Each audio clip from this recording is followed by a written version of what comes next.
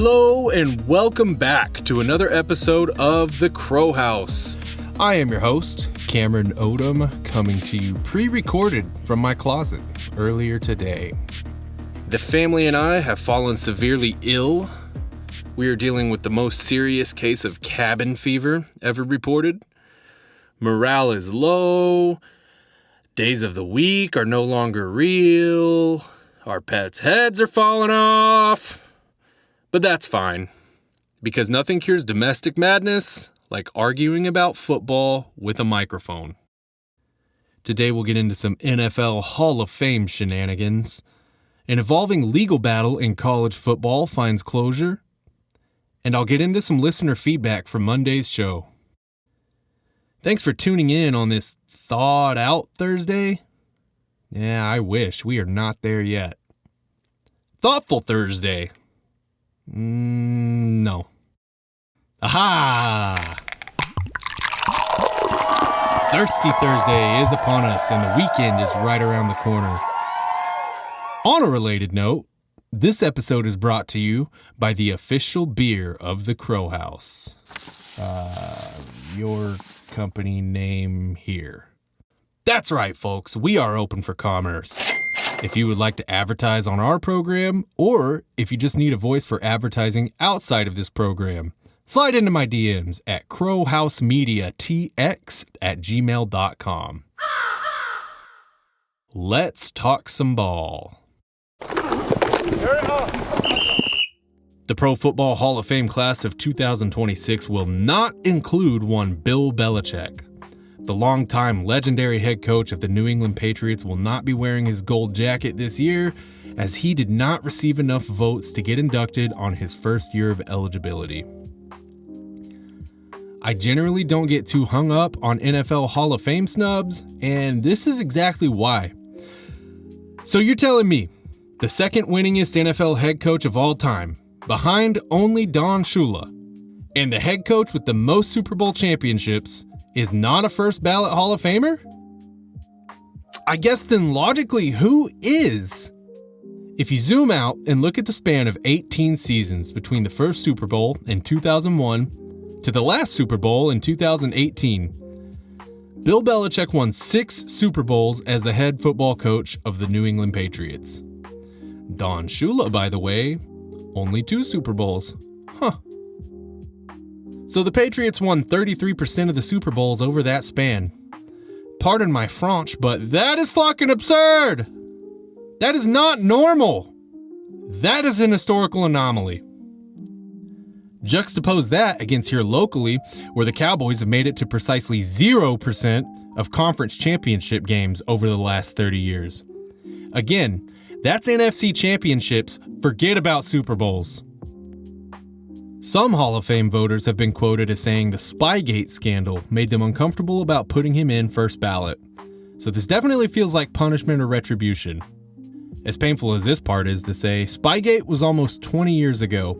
So the gist of it is that New England was caught videotaping signals from opposing coaches in unauthorized places outside of the NFL-approved coaching box. This gave the Patriots an unfair competitive edge by decoding opponents' play calls. Belichick was hit with a $500,000 fine, which was the largest ever levied on an NFL coach at that time. The Patriots had to forfeit their first-round draft pick in the 2008 NFL Draft. However, no suspension was issued for Bill, and he won 3 more Super Bowls after this. Now, what's not being reported and is purely speculation on my end. How big of a hit has Bill's reputation taken since he left the NFL? He has notoriously been dating a woman who is 48 years younger than him, which just... ew, David. After leaving the NFL for the University of North Carolina, he made a lot of big-time posturing statements about how their program was going to be the 33rd NFL team, and how they were going to run UNC like an NFL program. I don't think he had a 4-8 inaugural season in mind when he made those claims. All I'm saying is that if he had retired on the podium after the 6th Super Bowl and was no longer coaching, he'd be a first ballot Hall of Famer, no question, in my opinion. The 2026 Hall of Fame class will be announced at the NFL Honor Ceremony on February 5th. That is the Thursday before the Super Bowl. I want to know what you guys think. There is a poll up now on Spotify within this episode. Should Bill Belichick be a first ballot Hall of Famer? Drop me your opinion and we'll check in on Monday to see what you guys think. You can also drop me a comment if yes and no aren't enough options to rip me. Speaking of ACC football teams in North Carolina, more football drama out of the Tar Heel State. Our most recent transfer portal dispute has officially come to an end as Darian Mensah and Duke University settle their lawsuit out of court. Quick reset for anybody who missed it. Darian Mensah transferred from Tulane to Duke before last season. He signed a 2-year NIL deal with the Blue Devils, worth around $4 million a year. Then he absolutely balled out. He threw for nearly 4,000 yards, 34 touchdowns, and led Duke to its first outright ACC championship in decades. He established himself firmly as one of the top quarterbacks in the country. He then decided to enter the transfer portal after the season, despite having 1 year left on the NIL deal he signed with Duke. Duke responded by filing a lawsuit in an attempt to block him from leaving. Their argument was that the NIL contract he signed gave the university exclusive rights to his name, image, and likeness. The court denied Duke's request for an emergency injunction.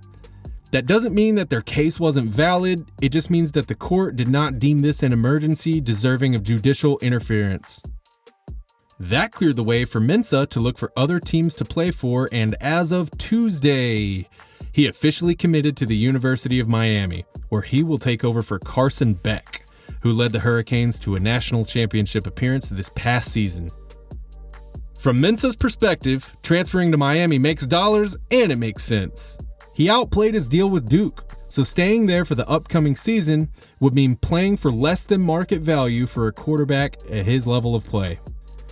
There's no reporting on the value of his new deal yet, but Miami is expected to be paying top-tier money for the Duke transfer quarterback. He's also joining a Miami team that remains right on the brink of title contention, so this is a better opportunity, a bigger stage for him to showcase his ability and improve his NFL draft stock. And that is where this one currently lies. These NIL case studies are super interesting to me. This certainly won't be the last of them. This just goes to show we are truly in the Wild West when it comes to college football and pseudo free agency. I mean, when it comes to these contracts, what is legal? What is enforceable? Who could even know that? All right, I'll get off my soapbox. We had some mild discussion in the comment section from Monday's UFC-centric show. I do want to engage with you guys as much as I can, so drop a comment in Spotify or shoot me an email if I whiff on something or if I say something that just makes your blood boil. Let me hear it. Justin, not Gaethje, writes, Paddy was getting wrecked, but to his credit, he stayed on his feet. Justin was landing his shots during the disengagements. Totally agreed. I think Paddy earned a lot of respect for those that didn't think he deserved this title shot.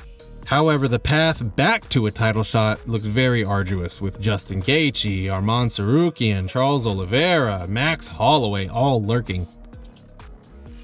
Atch says, agreed on the Paramount Plus take. First UFC I have watched in full in a long time. That's great to hear. I hope more people that normally wouldn't engage with MMA are able to get into it more seamlessly now that they don't have to go bankrupt to watch it or get a virus on their computer from the Russian link to enjoy the action. And Jay chimes in, as an all caps big Gaethje fan, I do not see him getting past Topuria. I think it would make for a storybook ending to Justin's career if he could pull it off. He has just already taken so much damage over the course of his career, and those big shots are cumulative. Topuria just hits so much harder than any other lightweight, so yeah, I agree. And great news for UFC fans, we do not have to wait another 49 days before events. Volkanovski versus Lopez 2 this Saturday from Sydney, Australia. I won't get too granular. This card is packed with high-level strikers and a bunch of boys from down under. That will do it for this one. We will be back on Monday with more groundbreaking analysis. Y'all have a great weekend and stay safe in these streets. Peace out.